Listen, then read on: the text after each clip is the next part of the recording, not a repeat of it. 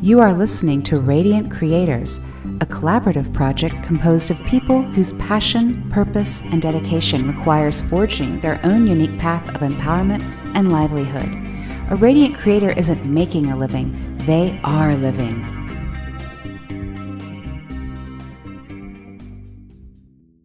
Today we feature Sonia Barrett, a visionary author, executive producer, teacher, and mystic. Her insights into the nature of reality are based in quantum physics and blended with her unique approach towards spirituality. Her work examines the programming, belief systems, and concepts by which we have lived our lives both individually and collectively. Headlines warned of a mysterious disease and claimed it will wipe out humanity, millions will die, and it's the biggest infectious threat to our world. And then I clicked on and it said the disease didn't even exist yet, but it was sure to be as bad as Ebola, Zika, and SARS. So basically it's like Dracula, Frankenstein, and the Mummy. And the whole idea of them calling it disease X. Well, you do this work on symbols. And what about the symbol of X? I would say X marks the spot. But I think the idea of X is we don't really, in this case, we don't have a name for it. It's like it can substitute for anything. Right. So until people make it up, because the suggestion has gone out, and until people make it up with the symptoms and all of that, it doesn't, you can fill in the blanks. That's really what it's saying. It's fill in the blank disease. What would you like it to be?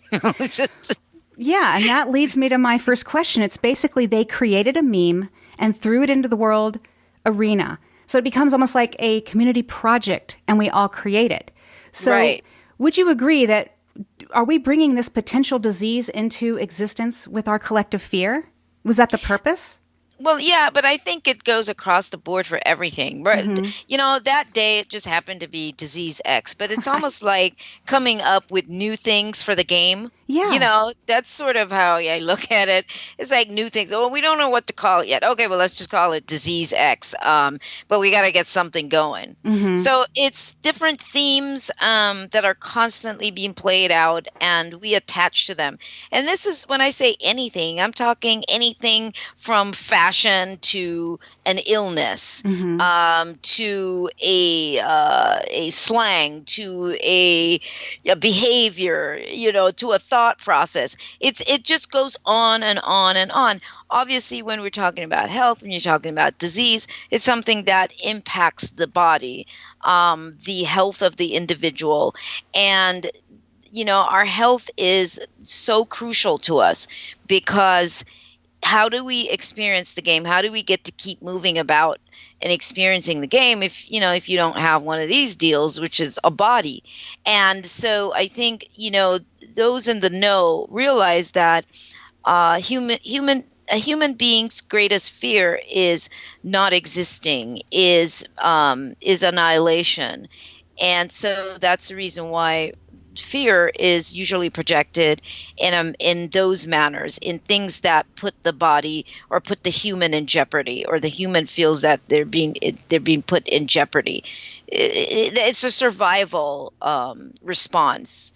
It's all about survival here, as I've talked about. Mm-hmm. And so so we run around ensuring that we are going to be okay. We're going to survive. One way or another, we're going to survive. And so that's how those who produce these kinds of fear programs recognize this core survival program inside of human beings.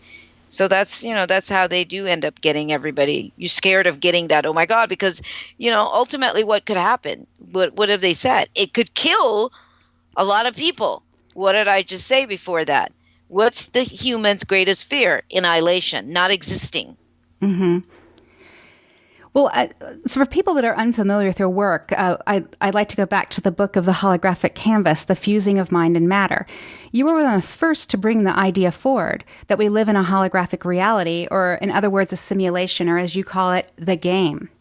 So talk about how concepts such as disease, aging, and even death are nothing more than conditioned thought programs and belief systems. And why is fear used as a tool? Well, as I said before, fear is used as a tool to control people based on, again, our core need to survive. The humans have the base survival instinct, and so you want to attach to that. You want to attach to anything that threatens food, clothes, shelter, and physical, the physical body itself. Now, in terms of what did you ask me? You asked me in terms of my book, the coming up with the idea of concept of simulation. I forgot that part of the question. I remember the part about the fear, because it's so prominent in people's minds. They're so triggered by it in the commercials and everything we see around us that you're constantly being triggered. Be very afraid. Be afraid. Be afraid.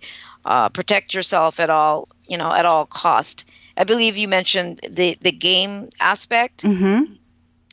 Well, yes, I'm one of those years back, and I've always said this is a game. And I remember some people used to, and occasionally you might find somebody commenting on YouTube, this is not a game. So, in other words, it's not funny. It's not a game. But, but it is, because as a human being, what do?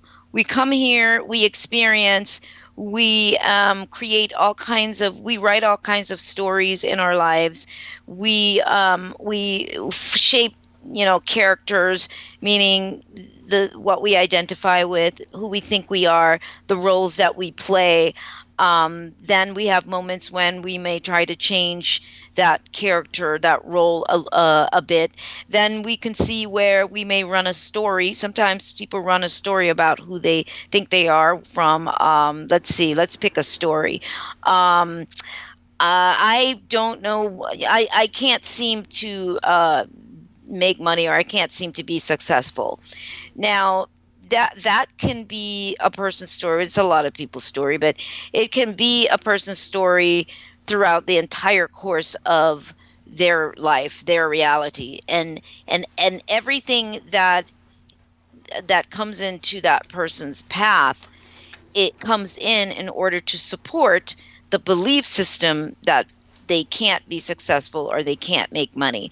That in itself, again, it's like you're playing a game with yourself. Mm-hmm. When we understand how the mind works and how we are here to experience, and how we have a blueprint, each of us, our own unique blueprint of what our world looks like, our personal world, our personal reality, our personal belief system, we realize that all of our choices are being made from this core reality pattern and program that you have. Everything is based on that. However, because we are pliable, the brain there's a brain neuroplasticity. We are able to. It means it's plastic. So it means that everything is changeable. So when one becomes aware, some people do, they can actually change the game of playing. Why can't I make any money, or why can't I be successful?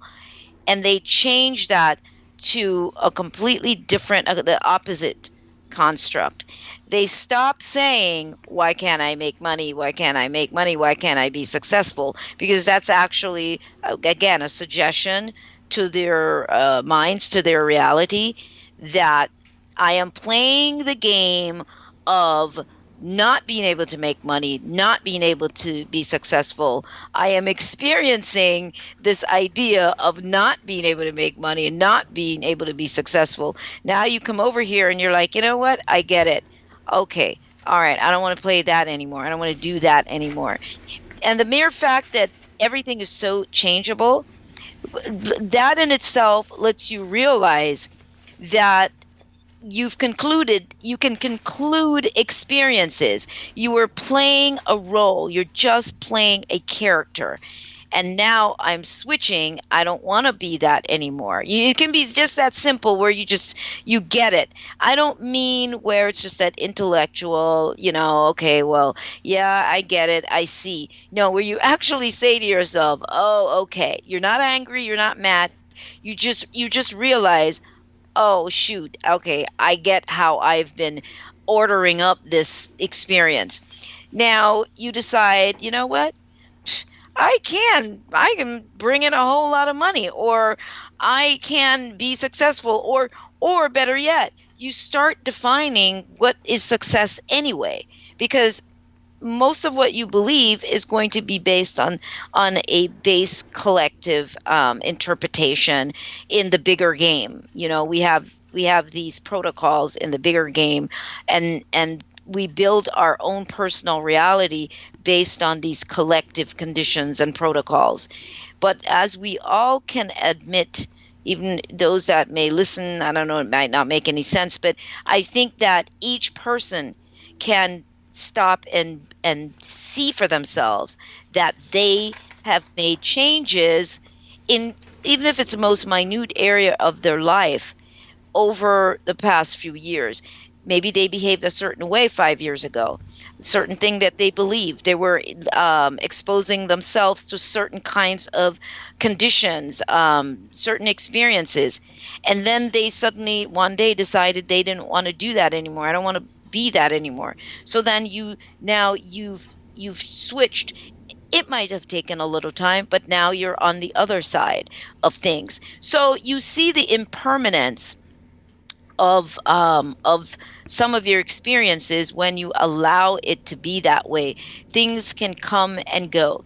And with that said, we can also realize why it is that we love the idea of games so much. Why we games are about competition, yes, but of course pushing your limits to some degree. And each game has its own theme, its own unique story that the game player is going to operate by, its own unique rules. Are we subject to those rules outside of that game? Probably not. But within the context of any game like Monopoly or whatever you want to play, dominoes, the rules apply specifically to that game. No different than in your own personal life. The life that you have been living, you've created rules by which you live, like, no matter what I do, I can't make any money. I can't, or no matter what I do, I can't be successful. That's a rule that you created in order to keep your game going until you wake up and realize you don't want to play that anymore. Yeah, I've noticed that because when you begin to make that interchange, the world seems to present itself to you in a way that supports you. It's like an interchange and outer change are the same thing. Oh, absolutely. The what we define as the external world is actually it's actually responding to you. It's responding to the individual. It's responding to the needs of the producer, writer, character. It's responding to those needs, and so everything and everybody is showing up according to the storyline that you have created. Yeah, I've noticed that. It almost becomes disorienting at first because it seems almost impossible. And there it is unfolding before your eyes. It almost makes you question your sanity once you break away from the game and sort of create your own game. Yeah, that's true. Yeah, the more you start to see is the more you start to actually experiment with yourself. I love saying that, because that's what I've done constantly, is experiment with myself.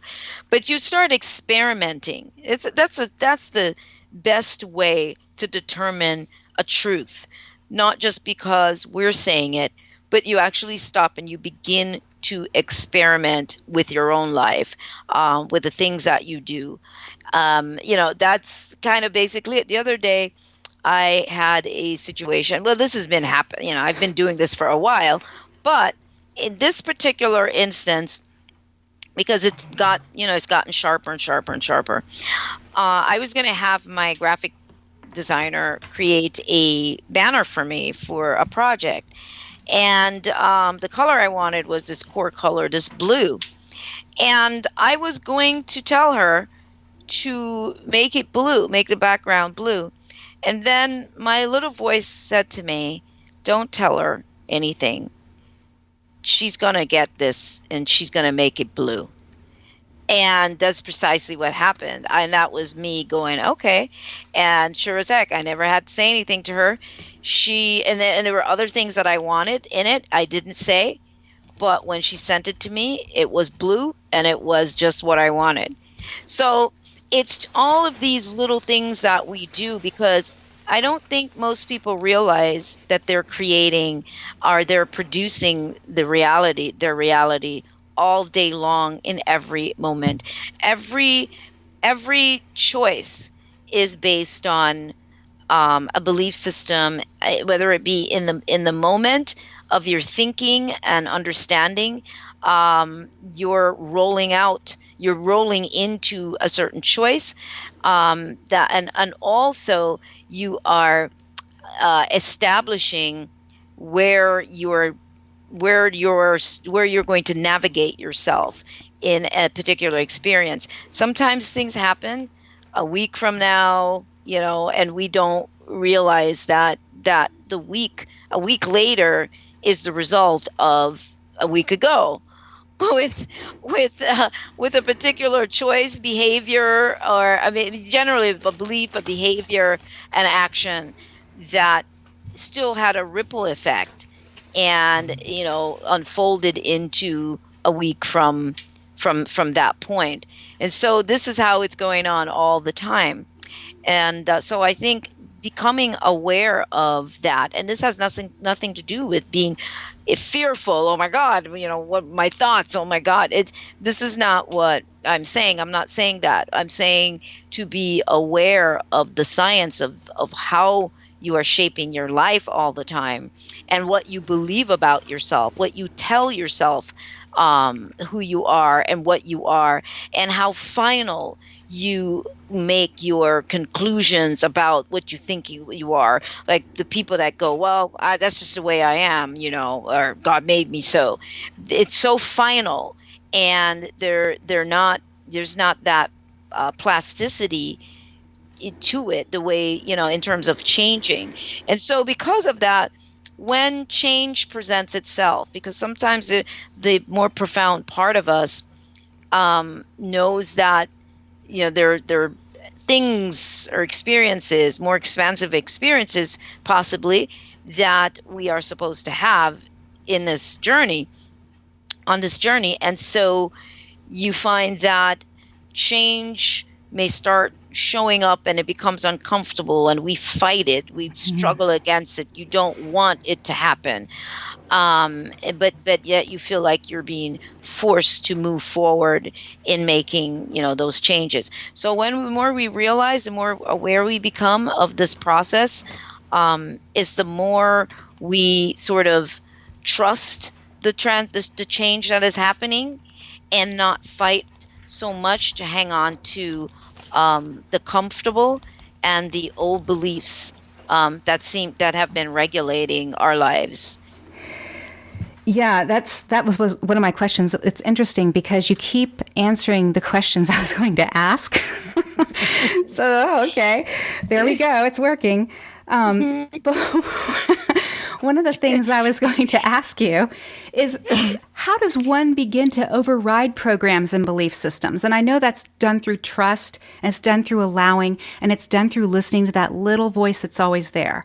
But how does a person start that? Which I think you've basically answered. So I know, and I'm telling you, I know if you interview me again, you get used to that, but it always happens. I was on Whitley Strieber's show yesterday, and he's had me on for years, and so he says that he goes, you do that all the time, but and I do it when I also go do conferences. If you notice, I have notes. I walked up there with notes, But I find that I don't use them because by the time I'm done, I will have covered everything in the notes without looking at the notes. Well, honestly, that's why I chose you as my first interview. I'm like, she's going to be easy. Just let her go. Oh my gosh. Oh my gosh. All right. So how do we override? Okay. Well, yes, I did answer it, but I'll look at it in a little bit broader, I guess, range. The first thing that most people like to avoid is, first of all, looking at oneself. There is no way to do any of this without that one thing. There's just, That's and a difficult one. Yeah, it's like everybody wants these steps that will take you there to this unknown space of wonder, but then nobody wants to go, okay, well, let me look at my life right now. So in every interview, yes, I tend to say this because that's really where you have to begin. It's like you have to look at your life right here, right now. And I always have to emphasize, not in judgment, not in shame, not in regret, not in any of that. Observation. That's what I'm saying. You have to observe so you can know where you are right now. And that's not the only reason why, but everything about who you are right now and all of the aspects of your life is a printout. It is a readout of what's in your subconscious mind and your belief systems.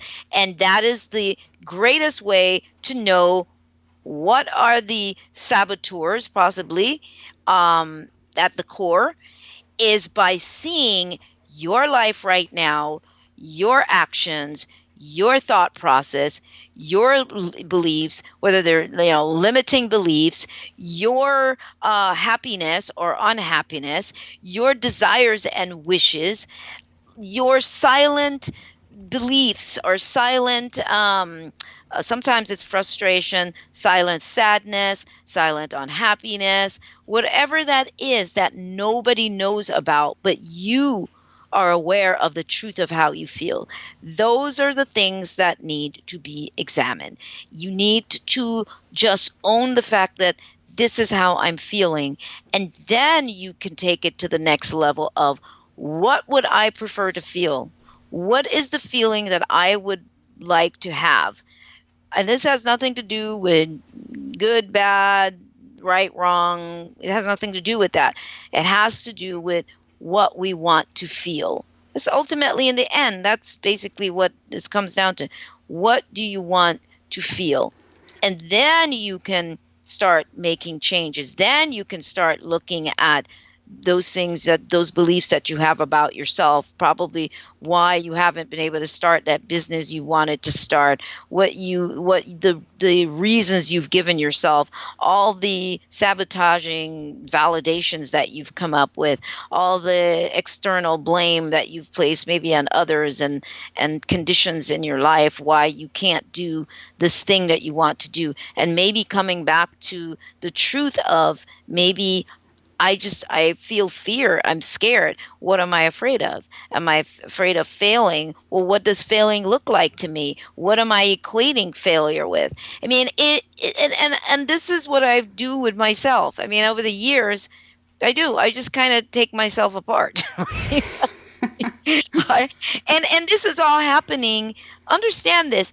What I'm saying happens in my mind in seconds about a particular behavior. This is happening in seconds. This is not necessarily me sitting and contemplating for days.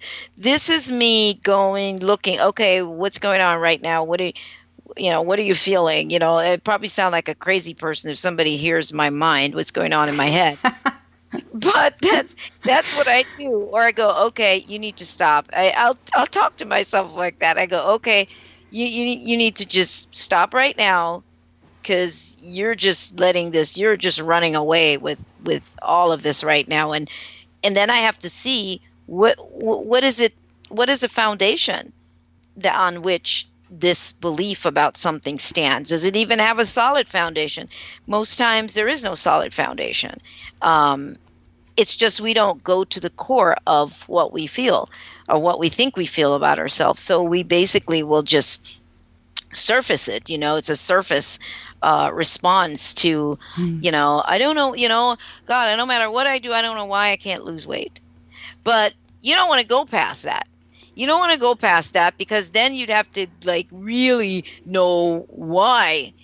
And so people get caught up right there, or then they come up with other validations as to why, but they don't really want to go into the core of it. And then I've run into people that go, well, I don't even eat that much, but they do. Or then you run into people where they'll say something else about the diet. Oh yeah, they eat really healthy.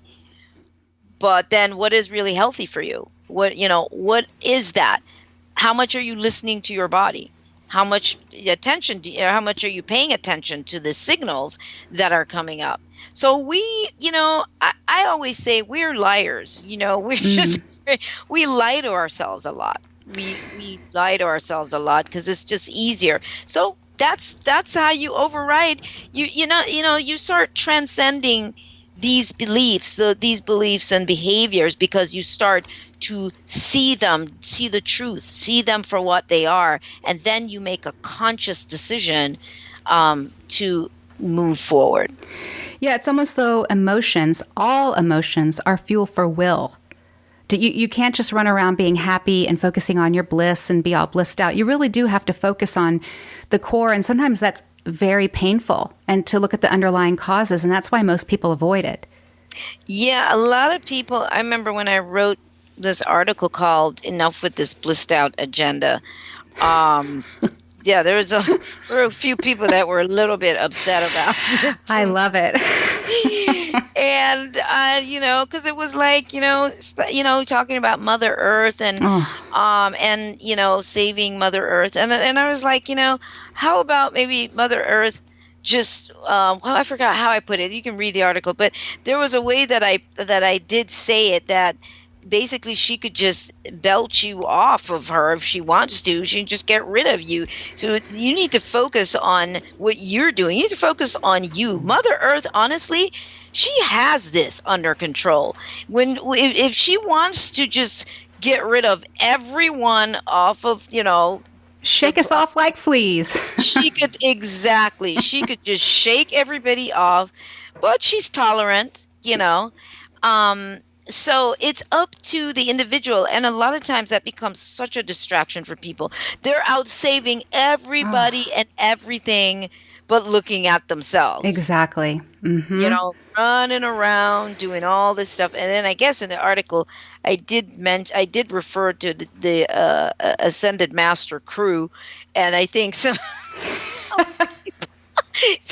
people were like, I was like, oh, you mentioning them as a crew? Well, yeah. So they really cling to that stuff too.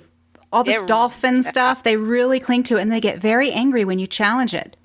It's very upsetting. And to me, it's the fact that you're getting upset about this, and you can't lighten up. I think that's an indication that you really, really, really need to stop right now and re-examine yourself and your filters and look at the singular interpretation of reality that you have going, because generally that's what it is.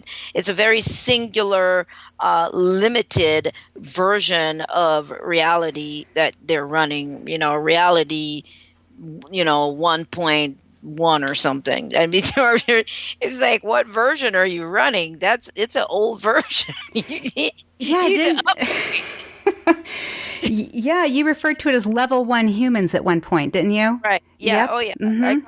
I do refer to them as a level 1 humans. And, when I say level 1 humans, I mean that level 1 is the most limiting and limited aspect of being a human being, which it is necessary, component. It's a necessary aspect because we are here to experience.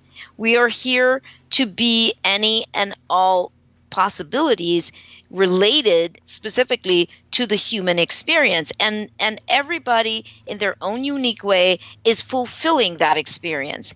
What we would refer to as good, bad, and indifferent, somebody is fulfilling a possibility that you and I might not be fulfilling, but somebody is, because that's the game. It's, any and everything is possible. That's why any and everything is possible. Nobody is stopping anybody from doing anything, because that's the experience. However, we have a point where we in that human experience, in this game, we have the opportunity to begin to expand from that. And when I use the word evolve, when I use that word specifically, evolve, because I know there's all kinds of other connotations with that word. When I say evolve, I'm simply referring to upgrading ourselves beyond these limited perspectives and limited ways in which we have lived the human experience, but to recognize that we have the opportunity to transcend into greater levels of possibilities, greater experiences, not good or bad or better or worse, but into a more elevated level then of experiencing. It's an endless levels of experiencing, endless levels of possibilities. And I think for people to come to that realization that basically what you try to do is to trap reality into this one comfortable, limiting version and perspective. And that's why you get so angry when anything is brought up that does not fit within that comfortable interpretation and singular interpretation that you have created of reality. People get upset because it does not fit in the model that they have. That's the only reason why you get upset. If you're vast and wide, you'll realize that it's not that you're saying anybody is right or wrong, or their truth is wrong, but you realize that people come to the table in this experience. I was going to say this experiment, because it is. Come to the table with what they understand in the moment, and in that moment, what you hold as a truth is really true for you in that moment, until you allow that truth to expand into greater possibilities. That's basically what I'm saying. Is I'm not saying, oh, you're wrong. Mm-hmm. I'm saying there is more, that there is an endless more, and you have a choice to stay comfortable and cuddled up with this limiting and limited version of reality that you've gotten comfortable with, or you can give yourself permission to expand and to see more and to experience more and to know that there is more, instead of the contradiction of the fact that that creation is vast, and that all we have are unlimited possibilities, and then you trap it you confine these unlimited possibilities into this tiny space, only possible within the construct of what my limiting interpretation of reality is. Mm-hmm. Yeah, well, that brings me back to thought programs and the way that communication itself has been reduced to memes. And it's so much easier to be programmed. They're truly viruses of the mind, which brings me then to social media, which is all memes, basically. Right. And I was wondering what your thoughts were on how social media and constant access to smart devices contribute to solidifying our programming. Because it really has fostered it's pulled us away from our own signal, our own self-awareness, and our inner connection. Yes, it's all part of it. And what we go through, we must remember that this game is about cycles. This game is about cycles. Things come and go. These are just another angle of aspect of experiencing. And there are people who are going to come into that realization that you just mentioned, in terms of social media and the programming aspect of social media, how the engineering of particular versions and interpretations of reality are more easily projected to the masses through these various forms of social media. There are people that will become aware of that. And then now let's go to the other side of this. And then there are people that can become aware of that and not be part of that. But at the same time, it doesn't mean that you don't use any of these platforms. You recognize that this is all just a little game, and you choose what you do. You choose what you will, how you will use social media. You don't use social media as your, binky, your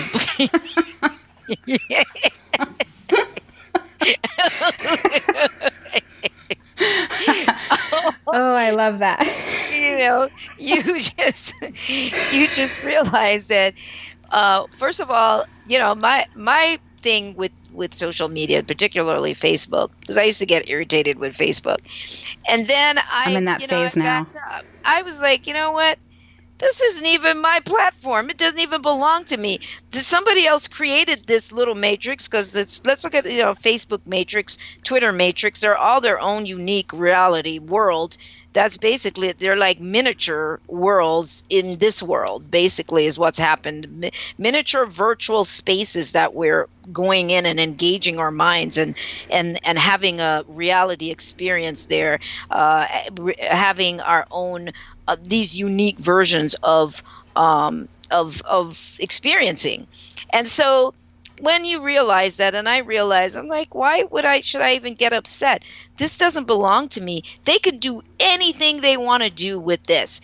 But when I'm using it knowing that fact.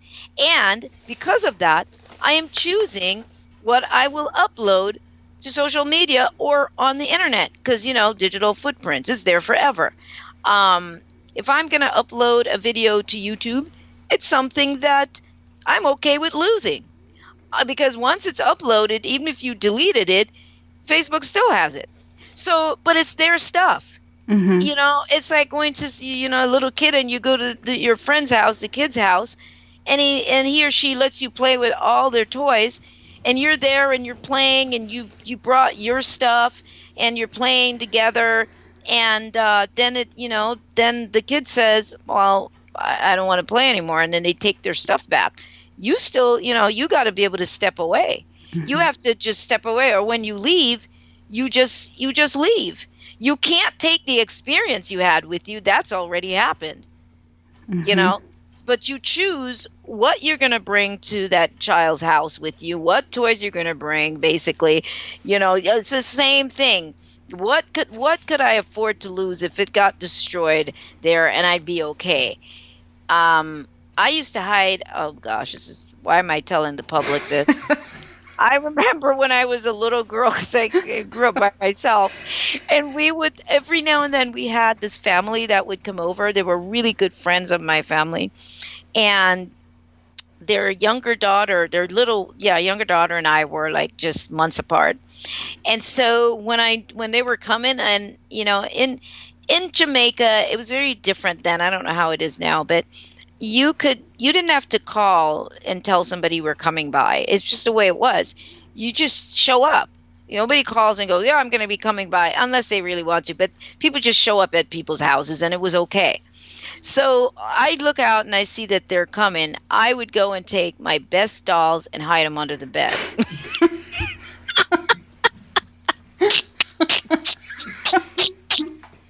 I would put them under the bed.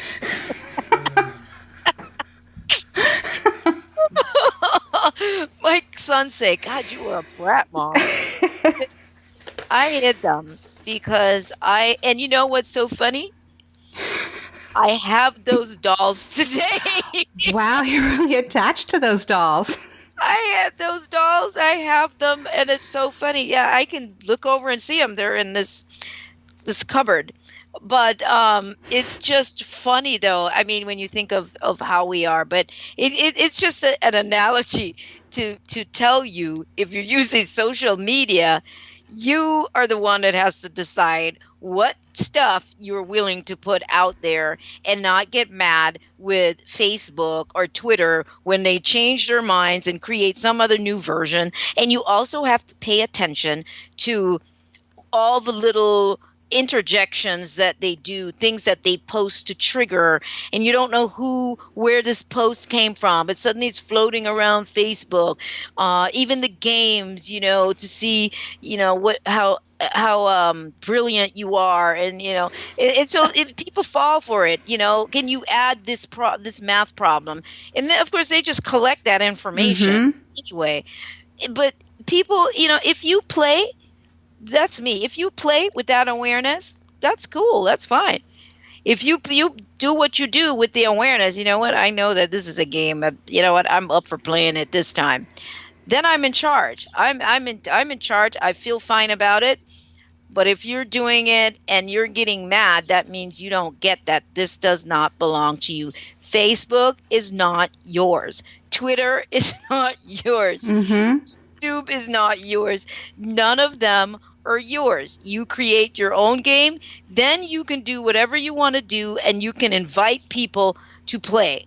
Every now and then, yes, they will do a questionnaire or whatever. They want to know what you think so they can sharpen, make changes and so on. Just enough to make you feel like you have a say-so. They kicked me off of Facebook I don't know, last year sometime for, I don't know, I don't even know what the hell I did, but they kicked me off for, I don't know, 2 months or 3 months or some amount of time.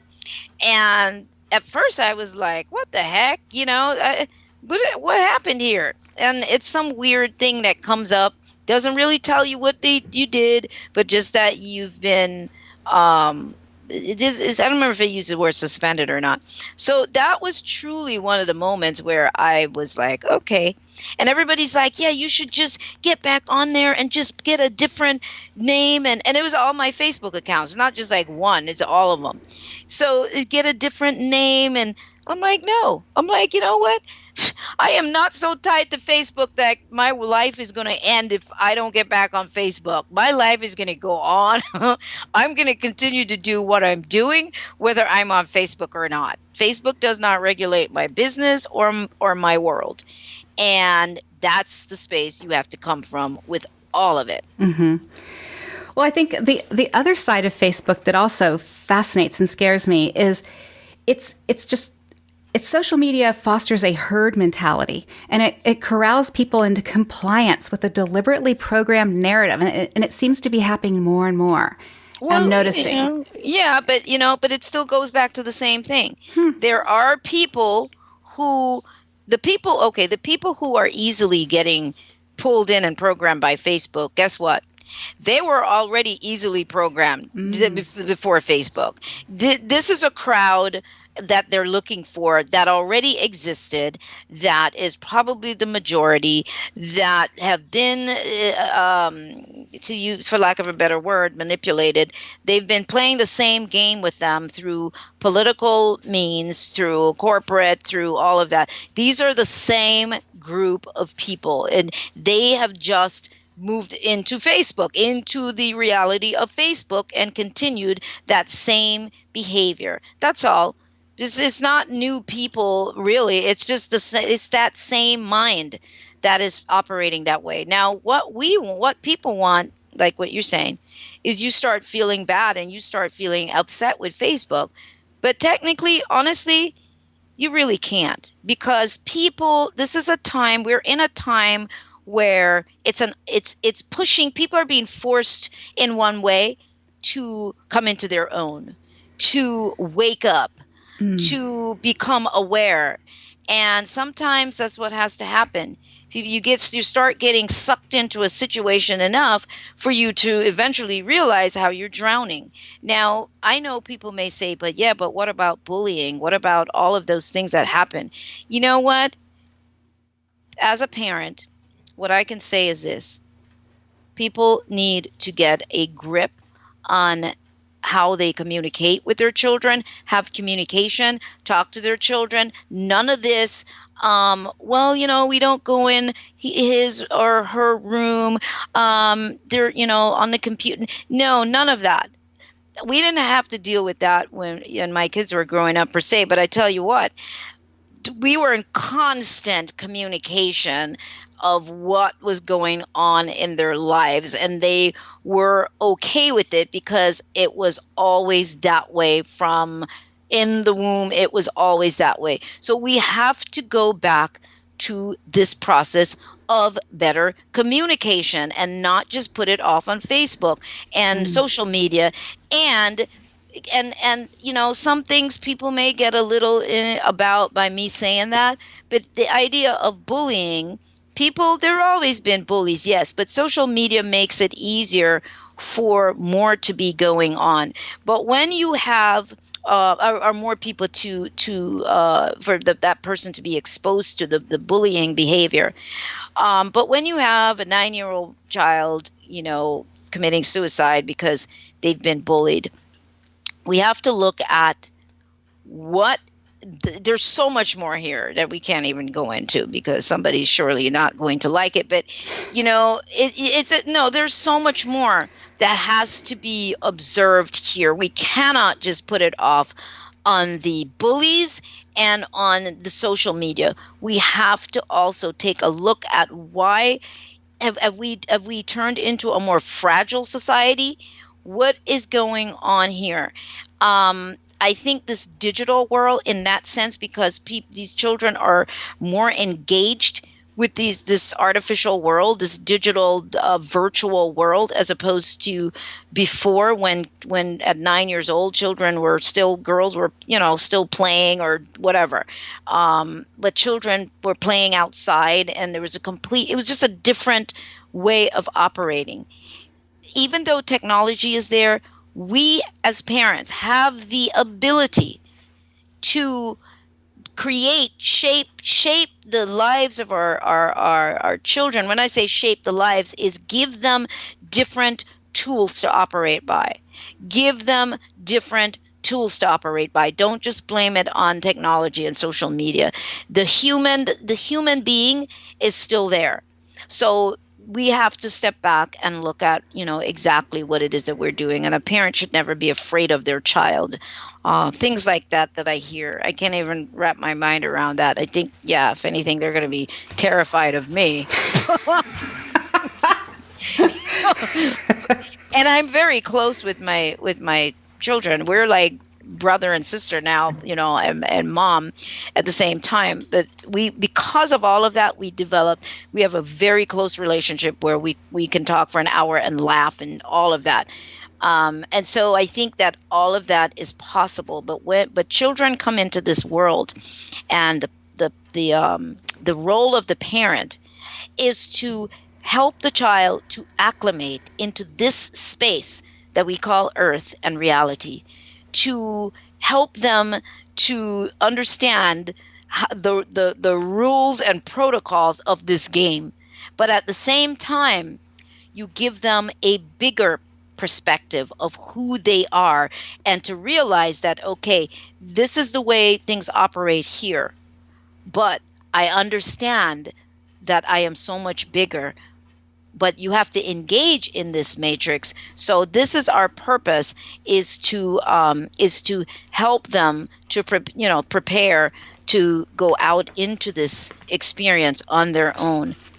And that's kind of how I didn't know I didn't know what I know now, but even then I knew enough to realize that is my role, is to help them, because they are new on the planet. Doesn't matter if you say they've been here 12 times. Now you're here and you don't remember crap. So you're here now.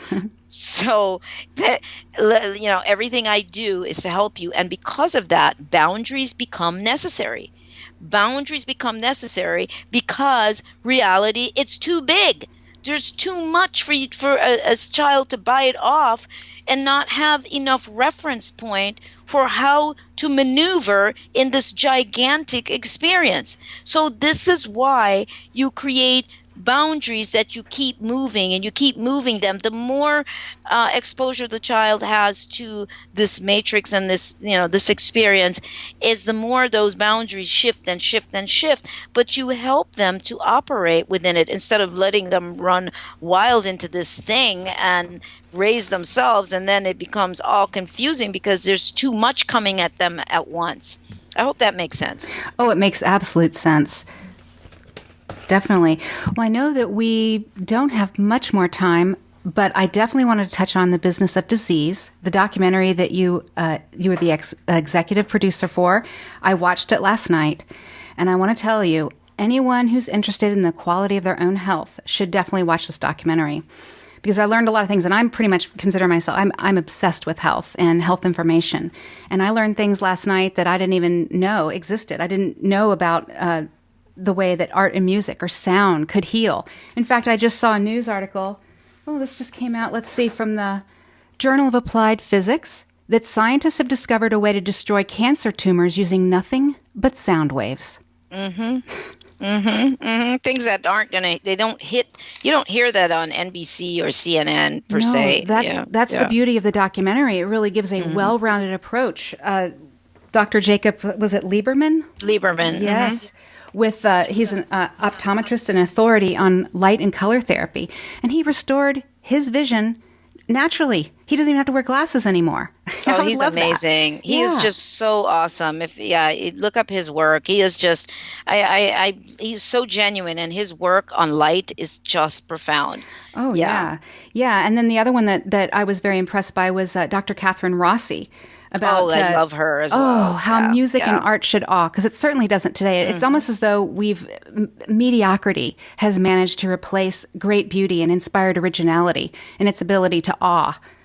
So that was, that helps your brain. Growing your brain. That's what she was talking about, how to grow your brain. Beauty, art, and truth. And you go to their house, and their art is just amazing. Oh, beautiful pieces. Yeah, I saw a few pieces in the book that came along with the documentary, and she has good taste.